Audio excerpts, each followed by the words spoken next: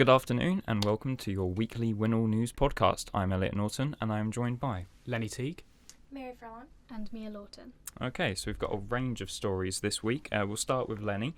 A Hampshire-based group has reached an impressive milestone. Am I correct in that? Yes, so the Winchester Bid Rangers have now recovered over £100,000 worth of stolen goods in the city centre, and they have returned those goods to the businesses. They're organised by the Winchester Business Improvement District, and their main aim is to help businesses within the city centre. Okay. Anyone got any questions about that? Might be a bit of a silly question, but what are the Rangers? So they're essentially a security team that was formed in 2018 through various partnerships between Winchester Bid and other local groups. They were formed to help reduce business crime, low-level crime, and antisocial behaviour in Winchester city centre. They're all a lot of people may perceive them as being just people in like police-style outfits, but they are actually all highly trained security professionals and have accreditation under a major security group and also certified by another. They work closely with the police, and they're basically there just to keep the city safe and keep crime to a minimum when other organisations like the police can't. Wow, yeah. Interesting. So what's the overall goal for the Rangers and how successful have they been with that? So Winchester Bid has listed 4 key functions for them, and they are crime prevention and recovery, supporting Shop Watch and Pub Watch, which are both local schemes to help individual businesses communicate when there is potentially a threat to any business or any potential theft or another crime. They also provide real-time assistance and customer engagement and public safety. Overall, they've been quite successful with this. Obviously, they've now recovered £100,000 in stolen goods, as I previously said, and I think that is quite successful considering that's happened in between 6 and 7 years since their original formation. Okay, cool. That's pretty awesome that they've reached that milestone. Are there any other groups around Winchester or Hampshire that are doing a similar thing or have been as successful as they have? Yes, so the Winchester Bid Rangers, they're organised mainly through Venture Security, which is a security organisation that covers Hampshire, and they also have various town and city rangers across Hampshire and the southwest, and over Winchester being one of them. Obviously, Salisbury, Basingstoke and Fareham have all been in action since 2017 and 2018. Southampton, Eastleigh and Portsmouth are other major ones. So yeah, they are having an impact outside of Winchester, and there's various groups helping in other cities across the county. Okay, that's really cool. I mean, yeah, it's just nice to see that groups such as this have, been backed by bigger organisations and been able to be successful. On a completely different note, I'm going to shift to Mary. We often talk in the UK about Americans, but you've been interviewing Americans here in the UK to get their thoughts on what they think of us. Am I right? Yeah, so I went around the university and I asked a few international students from America and one from Canada, what was the strangest difference living here than back home? And they had some pretty interesting stuff to say, such as driving, language, classes especially. Yeah, they definitely had a lot to say about it. Oh, okay. So what were they saying mostly? Well, driving here is people don't do it as much. Everybody takes public transportation, which back home all we do is drive everywhere. And classes here are much longer than they are back home. Usually you would have one class 3 times a week for an hour, but here you would have it for 3 hours 1 time a week.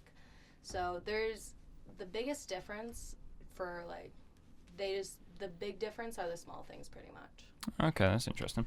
So Mary, how long have international students actually been welcomed here at Winchester? Well, international students have been welcomed since the school first opened in the 1840s. Though there has only recently in the last 40 years, there's a study abroad office, so people can come for a semester and learn the culture as well, but still attend their universities back home, kind of thing. Okay. What would you say would be the hardest transition for these international students? Well, the hardest transition is mostly the small things that people wouldn't really expect, because they're so different and no one warns you about them before you come. Such as back home, you smile, you like give a smile to everyone you see if you make eye contact with them. When here, people don't do that. Yeah. So when we first got here, when we did that to everyone thought we were creepy, pretty much. Yeah. Everyone's very grumpy in the in the UK. You'll learn that the more time you spend here. Yeah. So yeah, I mean, I think we're often as people that like when you're from a country and you don't really leave that country and you see people coming in, especially, I mean, you've been on the receiving end of this with the smiling thing. Obviously, such a culture shock. Yeah. So many different changes to adapt to. Have there been any advantages as someone coming across from another country, particularly the US? Yeah, there are a lot of advantages to being an international student. For one, you just mature so much because you're just thrown into this new situation, into this new culture that you pretty much know nothing about, and you have to learn to adapt to it. And then also there's the advantage of having that, like, being able to say I studied abroad on job applications and stuff. It shows that you're willing to bend to different cultures and you're not stuck in your own like set ways. Yeah. Kind of thing. Has there been stuff that's caught you off guard, especially about Winchester, or has it all been kind of generalised to the whole of UK? I would say things have been generalized, but there have been like moments personally where I have like wondered, and if like I don't actually know what people are saying when they use like slang terms, and I just stay quiet mostly because I don't want to question. But are like the locals call like the pub Broadway pitchers? I didn't know that. Yeah. But so every time they referred to pitchers, I had no idea what they were talking about. And it's just kind of, it's those slang words that you don't really know what's going on, but you figure it out over time, kind of thing. Yeah, I mean, it's definitely interesting, and obviously the more time you spend here, the more adept or the more used to it you'll get. But it's interesting. The reason I ask is because Winchester's actually set for a change on the high street, because another restaurant is set to open, and I believe, Mia, you've been down there to see what's going on. What is the latest with this? Yeah, so Kokoro, which is a popular Japanese fast food chain, is set to open in Winchester. They started work on January 13th, and a worker on site claimed that they expected to open in 7 weeks, but we've now passed this expected open day. And it looks mostly ready from the outside. You can't see in, it's all kind of hidden, but from the outside it does look ready to go. But I tried to speak to workers on site, and they were not giving up any information about when they're opening. And I've tried to get in contact with Kokoro, the company, not heard back. So not sure when they're expected to open, but hopefully in the next few days. Oh, that's interesting. And what makes Kokoro different from other Japanese food restaurants on High Street? Yeah, so they kind of have like a Subway style restaurant. So you walk in and you pick what you'd like as you go along, which is a lot different to your typical sit-down meal, which definitely makes them stand out for people who are on the go, you know, busy at work, just want to grab a quick lunch. It's definitely appealable to people like that, yeah. Okay, so I think the other question I think a lot of people are going to be wondering, because I believe this is a chain restaurant, am I correct in thinking that? Obviously Winchester, now obviously you've got Five Guys, Nando's, places like that, all chain restaurants, all big corporations. Mm-hmm. Do we need another restaurant such as this, or do you think that Winchester thrives on the smaller businesses? Yeah, I definitely think we're seeing a decline in small businesses in Winchester. It's really disappointing to see, but the nearest Kokoro was in Eastleigh, which is about a 20-minute drive away, and you can actually get delivered on Uber Eats and Deliveroo to Winchester. So it wasn't far away enough to say that we needed one here, and it definitely would have been nice to see an independent, family-owned business in that space instead of another big chain, especially since, like you said, we've seen so many open the past few months. Yeah, I do think it's a shame that we're kind of, I mean, in our time being here, I've seen so many like small businesses that used to be there and just been replaced by big corporations, especially where Five Guys and Nando's now are now located. So yeah, it's a shame. Yeah. You also obviously you mentioned that there's been a delaying opening. Yeah. Are they currently hiring, or is there also a wait on people potentially getting jobs there as well? Yeah, so they are currently advertising and hiring, which, as I think you all know, getting a job in Winchester is near impossible. So any opportunity to get a job here would be great, especially for students and younger people, even just a part-time job. So yeah, they are hiring on their website at the moment, I believe. I do think that's one positive of a chain restaurant or a bigger corporation is obviously you do have that kind of increase of chance that they hire more people. Yeah, a lot of Yeah. employees. Small businesses are normally either like they could be family run or Yeah. they're just naturally like a couple of people working there. With a chain restaurant, I guess, does bring jobs in, which could be a Yeah. reason that they got that space in the end. Yeah, definitely. Anyway, we'll move on to the final story, which is my story, and the least important of them all. It's sport. That's probably why it's least important.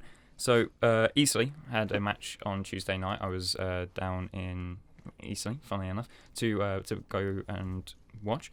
They played Ebbsfleet. They won 2-0. Ebbsfleet are bottom of the league, and Eastleigh are trying to get into the playoff places. So it was a good win, good 3 points. So yeah, I think they're looking good, but teams around them, it's going to be a challenge for them to get into the playoffs. But it was a good result, I think. So Elliot, obviously you're talking about Eastleigh trying to get into the playoffs. Is there any expectation that their final position at the end of the season and whether they make the playoffs or not, is that going to have an effect on, say, the security of the manager or certain players?